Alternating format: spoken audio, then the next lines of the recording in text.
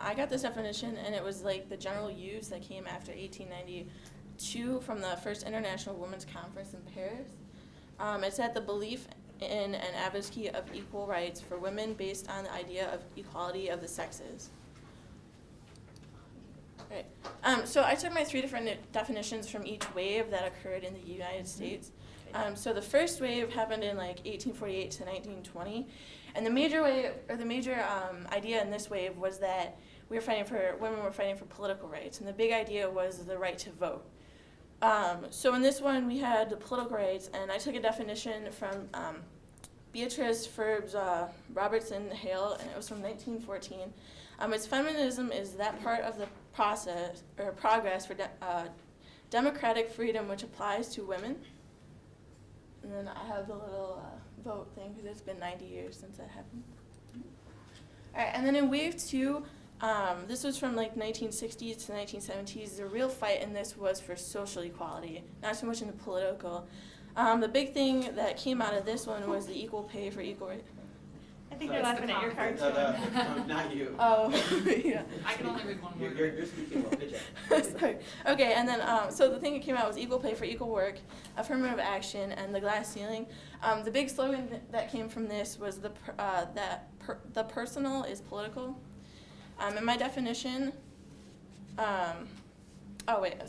And one thing that, in the first one, it was really just white women fighting for this because they needed the votes, so they didn't want to bring everything in and bring the issue. And in the second wave, we were fighting for everyone.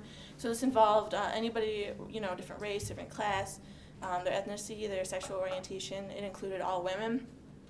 So I took my definition from Barbara Smith from 1981, and feminism is the political theory and practice to free all women. Women of color, working class women, poor women, physically challenged women, lesbians, older women, as well as white, economically privileged, heterosexual women. And then the third wave really started to emerge in the 1990s, and I thought this was cool because I was born in 1981, so this is like my generation. The big leaders, or they call themselves, is the Generation Xers. So, the next generation, it would be the picture on the top. And many of the women who are fighting are actually daughters from the second wave generation. So I thought that was really cool that they're still fighting their mother's fight and their grandmother's fight. This wave is taking new ideas and redefining what women are. Like, they're using pop culture and icons like Queen Latifah and Madonna as like, this is acceptable, it's okay for women to define themselves and their sexuality.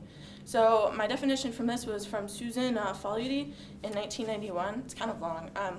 Feminism asks the world to recognize at long last that women aren't decorative ornaments, worthy vessels, members of a special interest group. They are half of the national population and just as deserving of rights and opportunities. Just as capable of participating in the world's events and the other half. Feminism's agenda is basic. It asks that women be free to define themselves instead of having their identity defined for them, time and again by their culture and their men.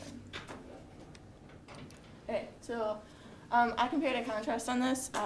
The main goal is always that women and men are fighting for equality, whether political or social, and to make a better life. But I thought it was cool that each wave built off itself, that because we got the right to vote for the first wave, we built off and we were able to get more in the second wave, and now the third wave is redefining it all based off those two.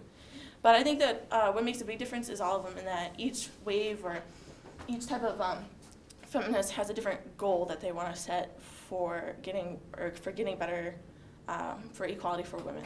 So their goals may be different, but they're all going for the same accomplishment of equality for women. And then I made my personal definition. It's someone who is openly trying to make a difference for women, whether politically or personally. I thought that putting someone, because anybody can be a feminist and fight for it, and then I like this picture from Obama. And then for my next thing was, because of my definition, I am pro-feminist. I believe in what they do, but I'm not, in my definition, I said openly helping. I'm not openly helping because I have not been set back as a woman in my life. For my life, I have not been set back because of a woman. But if there does come a time, then I can move forward and help. Okay, so I did my feminist critique on Twilight. So the big plot summary, I'm sure most of you know, is that Bella Swan moves to Forks, Washington, and she falls in love with a vampire named Edward Cullen. But I took my definition of knowledge as male as how society has defined women's roles and men's roles in life. So the big one is that in the books, Bella is always clumsy, is always, hurting herself, getting saved by Edward from vampires, werewolves, whoever. And this was a big thing for the 1950s housewife, generation of this is what a typical woman does. And I put an example of I Love Lucy because in her sitcom, she was always getting into situations where her husband, the smart, intellectual, stronger male, had to come and save her out of, which would have been the typical husband type. Another thing is that in the books, Edward, her boyfriend, fiance, husband, he is very controlling. He depicts what she does, and she can't argue against him. And so, this is a big thing that the books, nobody thinks about it, and they just think it's a romantic, but really, it could come off as he's very controlling, and Bella can't do anything. Then the example is the 1950 housewives. They were supposed to be obedient to their husbands. They were supposed to have dinner at the table. When they came home, they were not supposed to argue with him. Oh,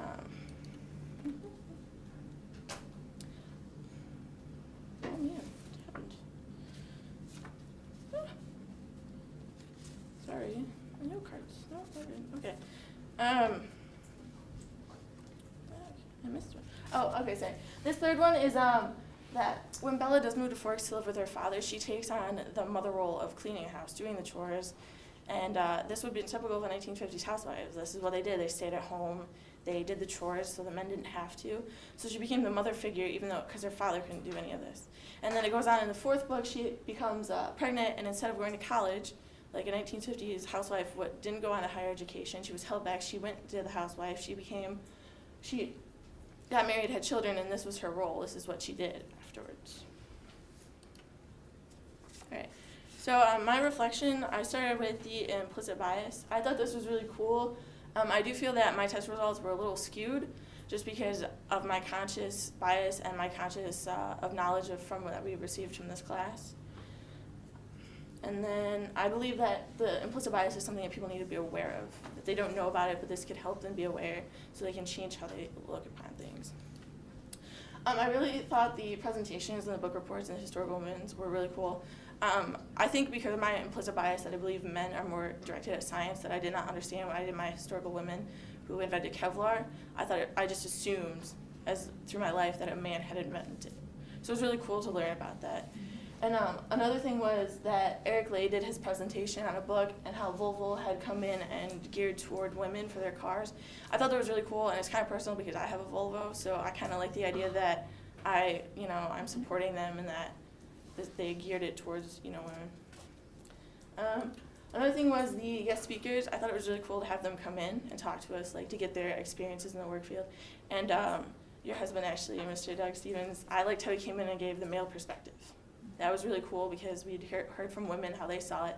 But to see a man actually see it from the outside and bring it back was interesting. The journals were really important to me. I didn't notice implicit bias in my life until we started writing them.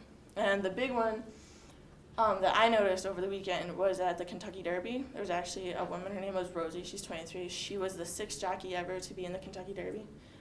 If she would have won, she would have been the first woman jockey to ever win. So that was really cool, I noticed that. And then the weekend readings showed me how to manage time because, well, there are a lot of readings and in high school I never read. I didn't have to, we didn't need to, or I could skim through it and get the information. So for me, the readings gave me how to manage time, which was a big issue. And then also public speaking.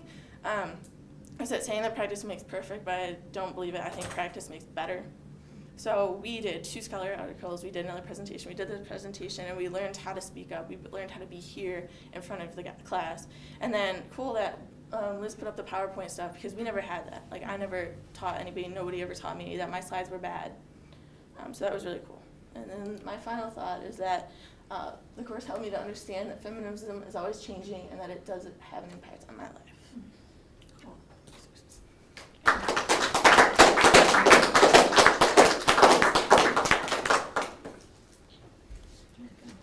Questions?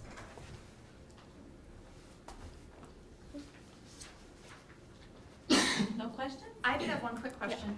When you said that you thought that your results on the implicit bias test were skewed because of stuff we talked about in this class, I was just wondering like how you thought they were skewed. Did it make you look I more think- prejudiced or less? I think it was Or- because I had already in my mind depicted what my answer, my bias would be, and then when I did the test, my answer was what I thought. I see. Okay, I see. So my answer, I had already known it, and I got it. So I think it was skewed. If I hadn't known, I could have gotten a different answer. Good. Sorry. I wondered that. Anything else? Good. Ben's got a question or comment? I was just kind of wondering, because you called yourself like a pro-feminist, because is that because you necessarily don't do things towards like helping feminism? You think, or like? Yeah. I don't feel like in my personal definition I said somebody who's openly helping, Okay. and I don't feel that I'm openly helping. Yes, I may be helping, but I don't feel like I'm spreading the word of feminism. So you would see feminism more as something that is more of a, not just a system of beliefs, but it's not just being, but Right, doing? yeah. Yeah, I guess I believe in doing. You can have an idea, but if you don't do it, then it's still an idea.